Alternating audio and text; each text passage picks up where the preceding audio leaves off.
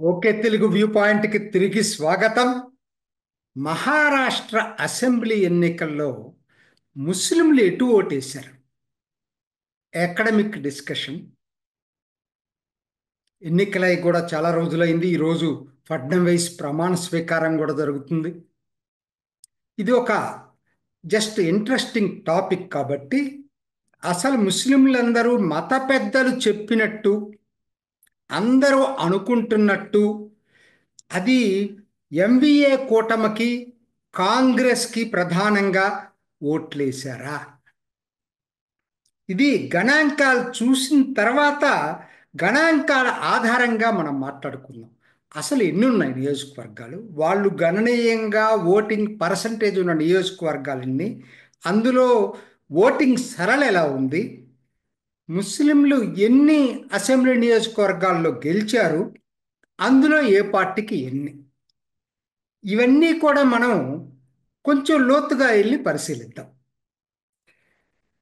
ముందుగా అసలు గణనీయంగా ఉన్న నియోజకవర్గాలంటే 20% పైగా, 20%కి అటు ఇటుగా పైగా ఉన్న నియోజకవర్గాలు 38 ఉన్నాయట.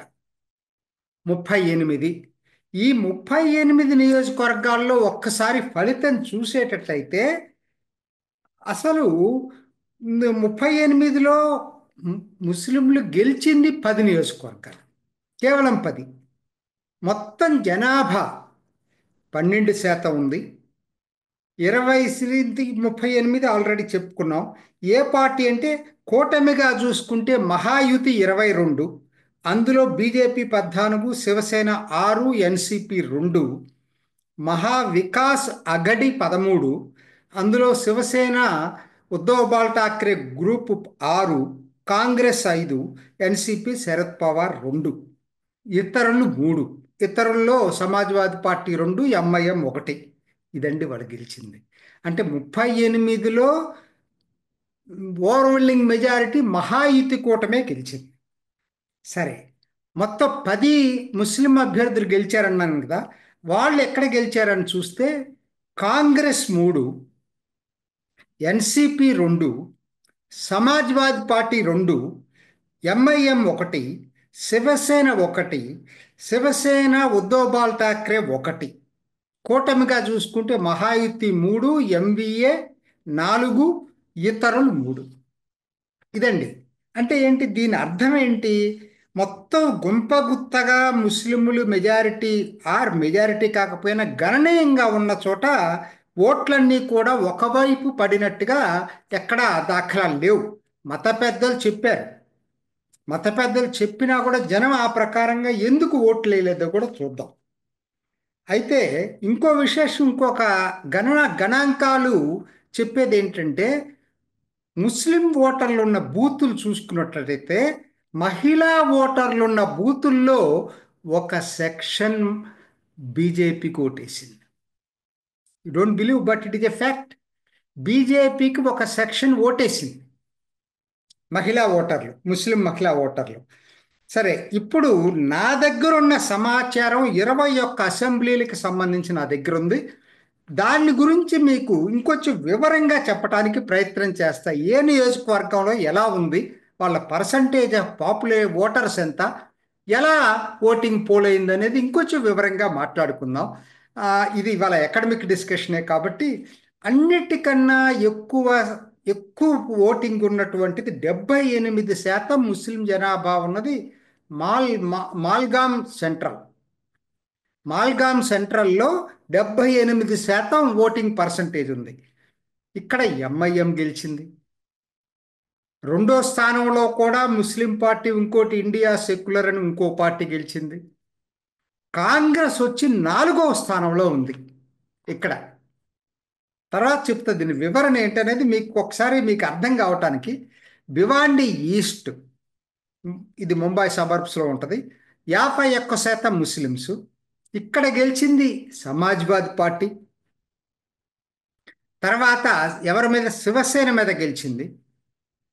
మూడోది ముంబాదేవి, ఇది ముంబై సిటీలో ఉండే స్థానం. ఇక్కడ శివసేన తరఫున సైనా ఎన్సి మన టీవీ యాంకర్ ఉంది, టీవీలో వస్తూ ఉంటుంది కదా, స్పోక్స్ పర్సన్గా మొన్నటిదాకా బీజేపీకి ఉంది, ఇప్పుడు శివసేన తరఫున పోటీ చేసింది. ఆవిడ పోటీ చేసింది. ఇక్కడ కాంగ్రెస్ ఇదొక్కటే కాంగ్రెస్ అంటే ఇద్దరు కూడా నాన్ ముస్లిం క్యాండిడేట్. ఆ ఇద్దరు కాంగ్రెస్ ముస్లిం క్యాండిడేట్కి ఇచ్చింది. ముస్లిమ్స్ పోలరైజ్ అయి వాళ్ళకి కాంగ్రెస్ గెలిచింది. ఇక్కడ 4 ఆ, మగ్దూర్ మంగుర్ద్ శివాజీనగర్ ఇక్కడ కూడా 50కి పైగా ఉన్నారు. ఆ, సమాజ్వాదీ పార్టీ గెలిచింది. ఆ, ఇక్కడ గెలిచింది ఎవరో కాదు, నాకు తెలిసి నవాబ్ మలిక్ కూతురు సానా మలిక్. ఎంఐఎం సెకండ్ ప్లేస్లో ఎంఐఎం వచ్చింది. నవాబ్ మాలిక్ 4వ స్థానంలో వచ్చాడు. సారీ ఇది శివ ఇది నవాబ్ మాలిక్ పోటీ చేసిన స్థానం, ఆయనకి 4వ స్థానం వచ్చింది. మగ్దూర్ శివాజీనగర్లో సమాజ్వాదీ పార్టీ, ఎంఐఎం, నవాబ్ మాలిక్, ఇంకొకరు కూడా పోటీ చేశారు. అందరూ ముస్లిం క్యాండిడేట్సే. 4వ స్థానంలో నవాబ్ మాలిక్ వచ్చాడు. సమాజ్వాదీ పార్టీకి గెలిచింది. అంటే నా పాయింట్ ఏం లేదు, ఇక్కడ 50% పైగా ముస్లిమ్స్ ఉన్న 4 నియోజకవర్గాల్లో 2 ఎస్పీ గెలిచింది, 1 ఎంఐఎం గెలిచింది, 1 కాంగ్రెస్ గెలిచింది. కాబట్టి కాంగ్రెస్ వైపు గుంపగొత్తగా ముస్లిమ్స్ లేరు. ఆ తర్వాత భివాండి వెస్ట్ చూసేటైతే 49.5% ఉన్నారు. విశేషం ఏంటంటే బీజేపీ గెలిచింది హిందూ క్యాండిడేట్ని పెట్టి. సమాజ్వాదీ పార్టీ ముస్లిం క్యాండిడేట్ని పెట్టింది, 2వ స్థానంలో ఉంది రన్నర్గా. కాంగ్రెస్ 4వ స్థానంలో ఉంది. ముస్లింలు కూడా ఇక్కడ ఆదరించలేదు. అంటే ఓట్లు చీలకూడదని సమాజ్వాదీ పార్టీకి వేశారు, అయినా ఓడిపోయింది. అమరావతి కూడా తెలుసు కదా మీకు, మరట్వాడలో ఉండేటువంటి అమరావతి. 46.5% ముస్లిమ్స్ ఉన్నారు ఇక్కడ సిటీలో. కానీ ఎన్సిపి హిందూ క్యాండిడేట్ గెలిచాడు, కాంగ్రెస్ ఓడిపోయింది సెకండ్ పార్టీ.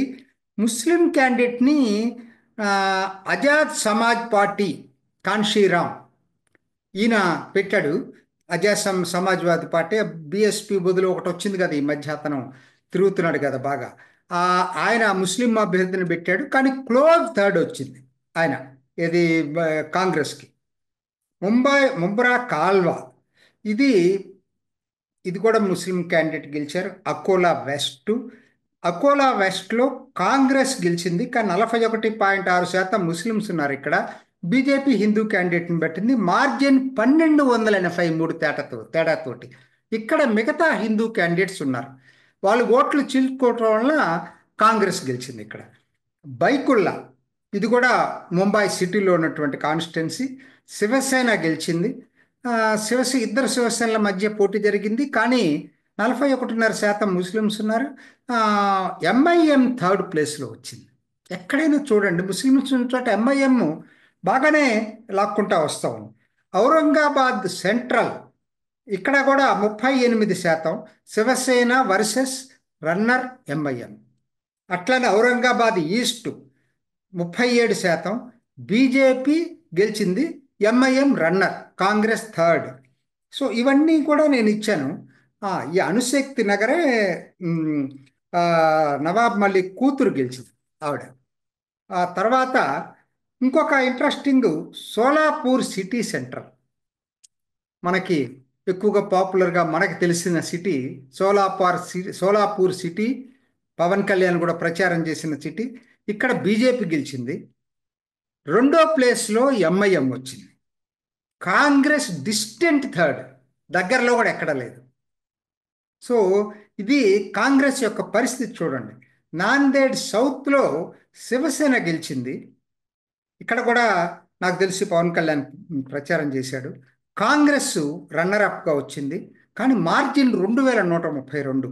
విశేషం ఏంటంటే వంచిత్ బహుజన్ అగాడి ప్రకాష్ అంబేద్కర్ది, ఎంఐఎం, ఈ 2 ముస్లిం క్యాండిడేట్స్ పెట్టి వీళ్ళు కన్సిడరబుల్గా ముస్లిం ఓట్స్ని చీల్చుకున్నారు. మిగతా వాళ్ళు ఏంటంటే శివసేన కాంగ్రెస్ హిందూ క్యాండిడేట్స్ పెట్టి ముస్లింలు వాళ్ళిద్దరికి ఓటేశారు. దాంతో శివసేన గెలవటం అనేది సాధ్యమైంది. ధూలే సిటీలో కూడా 22% ఉన్న చోట బీజేపీ గెలిచింది, ఎంఐఎం సెకండ్ ప్లేస్లో వచ్చింది. అంటే ఇవన్నీ ఏం చెప్తా ఉన్నాయి, ఎంఐఎం 5 ప్లేసెస్లో సెకండ్ వచ్చింది, 2 ప్లేసెస్లో థర్డ్ వచ్చింది. కాంగ్రెస్ డిస్టెంట్ థర్డ్, పోటీ చేసిందే తక్కువ, పోటీ చేసినట్లు ఎక్కడో 4th ప్లేస్లో 3rd ప్లేస్లో అట్లా వచ్చింది. సో ఇదండి దీని యొక్క ఓటింగ్ పర్సంటేజ్ కోసం మీకు నేను డీటెయిల్డ్గా స్లైడ్స్తో పాటు ఎక్స్ప్లెయిన్ చేయడం జరిగింది. అసలు ఇప్పుడు ఆలోచిద్దాం, ఓటింగ్ సరళి ఎలా ఉంది. ముంబై మహారాష్ట్రలో ముస్లింలు ఎలా ఓటేశారని చూసుకున్నప్పుడు, ముస్లిం మత పెద్దలు చెప్పినా వాళ్ళు ఏం చెప్పారు చాలా క్లియర్గా. ఎందుకు కొన్ని డిమాండ్లు పెట్టారు మహా వికాస్ అఘాడీ ముందు. ఆ డిమాండ్లు వాళ్ళు ఒప్పుకున్నారని చెప్పారు. అయినా మహా వికాస్ అఘాడీకే ఓటేయలేదు. వాళ్ళు స్వతంత్రంగా బీజేపీకి ఎక్కువ భాగం వ్యతిరేకంగానే ఓటేశారు. కానీ ఎంబీఏ కూటమికి ఓటేలా. ఎక్కడైతే సమాజ్వాదీ పార్టీ బలంగా ఉందో, ఎక్కడైతే ఎంఐఎం బలంగా ఉందో అక్కడ ఆ పార్టీలకు వేశారు. ఎంబీఏ కూటమిని చూజ్ చేసుకోవాలి. సో వాళ్ళ ఆలోచన డిఫరెంట్గా ఉంది. అంటే ఒక విధంగా కాంగ్రెస్ కన్నా తీవ్రవాద ముస్లిం పార్టీలు ఇవి. MIM, Samajwadi party. ముస్లిం ఓటర్లు వాళ్ళ వైపు ఎక్కువ మొగ్గు చూపారు. ఇది ఆందోళన కలిగించేటువంటి పరిణామం. కాంగ్రెస్ మీద వీళ్ళు ఎంత కష్టపడి అప్పీల్ చేయాలని చెప్పి ప్రయత్నం చేసినా కాంగ్రెస్కి ఫలితం మాత్రం మిక్స్డ్గా ఉన్నది తప్పితే ఒక వన్ సైడెడ్గా కాంగ్రెస్ వైపు వాళ్ళు గుంపగుత్తగా పోలరైజ్ కాలేదు. తర్వాత ముస్లిం మహిళల్లో ఒక సెక్షన్ మహా అయితే కోటేశారు. దీని ఫస్ట్ పాయింట్ నాకు తెలిసింది. రెండోది, ముస్లిం మత పెద్దలు ఎప్పుడైతే అందరూ కూడా బీజేపీకి ఎవరైనా ముస్లిమ్స్ ఓటేస్తే మిమ్మల్ని బాయ్కాట్ చేస్తామని చెప్పారో, ఇవన్నీ హిందువుల్లో కూడా ఆలోచింపజేసి కౌంటర్ పోలరైజేషన్ జరిగింది. ఇదొకటి చాలా ఇంపార్టెంట్. మూడోది, MIM, VBA, Prakash Ambedkar party, Samajwadi పార్టీలు ముస్లిం ఓట్లను గణనీయంగా చీల్చుకున్నాయి. చాలామందికి ఇది విబిఏకి సీట్ రాకపోవచ్చు కానీ బట్ ఓట్ కట్టర్గా పనిచేసింది. మూడు పార్టీలు కూడా ముస్లింల్లో గణనీయంగా చీల్చుకున్నాయి. ఎంవిఏ కూటమి వైపు ముస్లింలు పూర్తిగా లేరు. వీళ్ళు లేని చోటే కాంగ్రెస్ లేకపోతే మిగతా చోట్ల ఉన్నారు. సో ఈ పార్టీలతో ఒక విధంగా చెప్పాలంటే ఈ పార్టీలతో పొత్తు పెట్టుకోరంటే కొన్ని సీట్లనే గెలిచేదేమో మా ఎంవిఏ కూటమి. కానీ అక్కడ కొన్ని ఇబ్బందులు ఉన్నాయి. మళ్ళీ నా దృష్టిలో పొత్తు అంటే నేను ఉన్నట్టు చెప్పాను. ఈ పార్టీలు ముస్లిం ఓట్లను చీల్చుకోవటం వల్ల ముస్లింలు గణనీయంగా ఉన్న చోట మా ఎంబీఏ గెలవకుండా వీళ్ళ క్యాండిడేట్లన్నా గెలిచారు, లేకపోతే మహాయుతి క్యాండిడేట్లన్నా గెలిచారు. ఆ మేరకు ఇది ఓట్ కట్టర్గా పనిచేసిన ఈ మూడు పార్టీలు MIM, VBA and Samajwadi party. కాకపోతే ఇప్పుడు నా పాయింట్ వస్తాను. పెట్టుకోనంటే ఏమైండేది వీళ్ళతోటి.